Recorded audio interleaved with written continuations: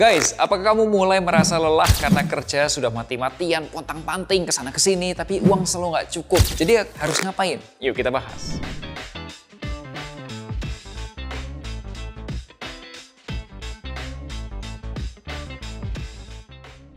Hai, ketemu lagi nih bersama saya Melvin Mumpuni. Ketika membuat konten ini, saya teringat dengan salah satu acara di akhir tahun 2024 kemarin.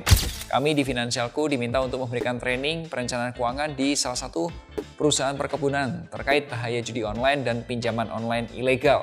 Ada beberapa insights yang saya dapat dari peserta training. Jadi, seluruh peserta training itu tahu pihak yang diuntungkan dari judi online itu adalah bandar. Tapi ada beberapa orang yang masih mau coba judi online karena ingin kaya. Saya yakin semua orang ingin kaya, tapi menurutku nggak dengan judi dong. Banyak konten yang Finansialku sudah bahas ya mengenai cara nambah pemasukan, khususnya dengan berinvestasi. Kali ini saya terinspirasi dari peserta training yang nggak invest, tapi malah memiliki usaha atau bisnis. Nah, gini ceritanya. Melanjutkan cerita training tadi ya, jadi pada waktu itu saya bertanya ke peserta, kalau ingin kaya berarti kan perlu punya penghasilan yang besar. Dari mana saja sumber penghasilan Anda? Mereka menjawab, kerja dan bisnis kecil-kecilan. Contohnya ternak kambing dan sapi. Saya tertarik loh, kenapa kok ternak kambing dan sapi ya? Kenapa kok nggak investasi seperti di kayak reksadana kayak saham kayak atau obligasi kayak? Jawabnya simpel, nggak ngerti. Dan yang kedua, modalnya terbatas.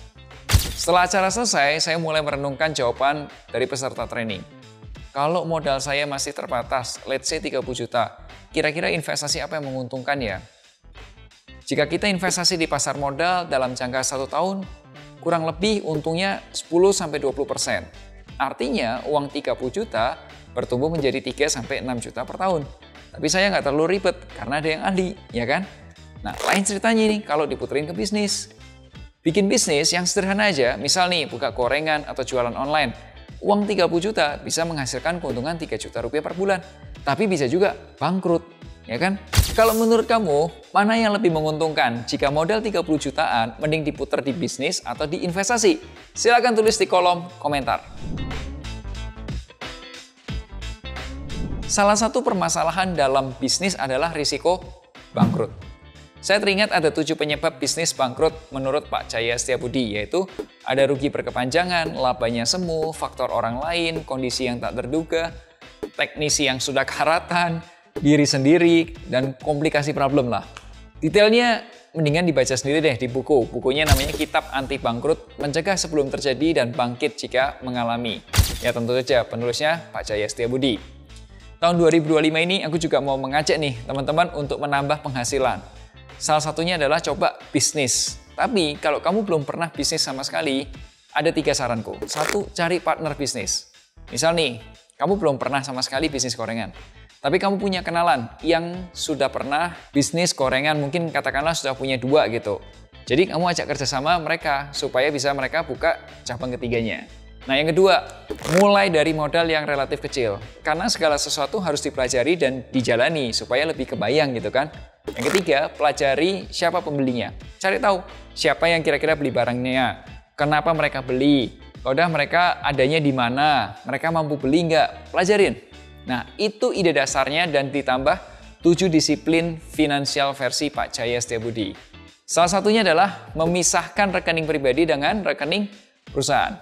Anehnya, masih banyak orang yang menggabungkan keuangan bisnis dan keuangan pribadinya, sehingga uang usaha atau uang bisnis kecampur untuk kebutuhan pribadinya. Lah gimana bisnis bisa berkembang kalau keuangannya kecampur aduk? Nah, sekarang ini sudah ada banyak bank yang memberikan fasilitas untuk rekening bisnis. Salah satunya adalah Neobank dari Bank Neocommerce. Jadi kalau kamu pakai fitur Neo Bisnis dari Neobank, kamu bisa mendapatkan satu bunga tabungan 4,25% per tahun. Ini bunga tabungan ya, bukan deposito. Bunganya itu cair per hari. Bayangin nih ya, tabungan biasa tapi bunganya udah kayak deposito. Uangnya cairnya tiap hari. Contoh anggap aja, omset penjualan kamu dan saldo bank itu 10 juta rupiah. Nah, kamu akan dapat bunga kurang lebih 1.000 rupiah per harinya. Dan untungnya itu uang itu tidak di lock, jadi kamu bisa pakai kapanpun. Yes, dan yang kedua kamu nggak perlu bayar admin. Kedua, bisa daftar kris merchant untuk mempermudah transaksi di tokomu. Dan yang ketiga, pencairan krisnya itu cepet banget. Karena apa? Pencairan bisa 3 kali per hari, termasuk di weekend dan tanggal merah. Jadi krisnya Neo Business itu beda dari yang lain. Neo Bank tahu teman-teman UMKM itu butuh perputaran uang. Makanya dibuatin dana dari transaksi kris itu sehari cair 3 kali sesuai jam transaksinya. Dan pastinya teman-teman nggak usah nunggu lama buat dapat uang cashnya. Udah gitu cair 365 hari nggak ada libur. Maka tanggal merah, mau cuti bersama, mau weekend, mau lebaran, uang tetap masuk ke rekening kamu.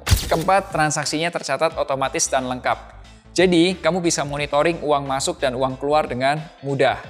Kelima, ada gratis transfer antar bank hingga 90 kali per bulan. Jadi kalau kamu mau transfer ke rekening pribadi, ya nggak usah pusing biaya transfernya kan. Lumayan kan? Nah, jangan khawatir, Bank Neo Commerce ini sudah berizin dan diawasi oleh OJK dan BI serta merupakan bank peserta LPS. Kalau tahun ini kamu mau mulai bisnis, saya sarankan pisahkan uang bisnis dan uang pribadi. Kamu bisa pakai Neo Business untuk mempermudah bisnismu agar lebih lancar. Lalu gimana cara buka akunnya? Gampang banget, semuanya ada di smartphone. Pertama kamu buka dulu akun personal Neobank.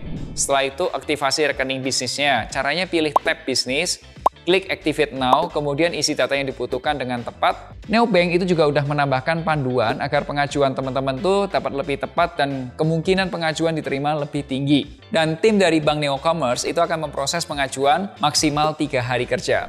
Kalau rekening bisnis sudah aktif, kamu bisa aktivasi untuk kris merchant-nya juga. Tinggal isi data-data yang diperlukan dan pastikan semuanya sudah benar dan sesuai agar pengajuanmu lancar. Langsung buka rekening Neobankmu dan aktivasi rekening bisnismu di sini. Ingat selalu hargai kerja kerasmu, share kalau kamu suka video ini. Sampai jumpa di Melek Finansial hari Rabu depan. Akhir kata, make a plan and get your financial dreams come true. Tonton juga playlist perencanaan keuangan.